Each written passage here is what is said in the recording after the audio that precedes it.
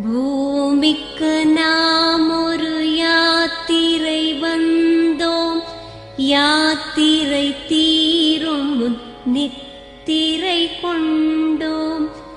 நித்திரை போவது நியதி என்றாலும் யாத்திரை என்பது தொடர்கதையாகும்.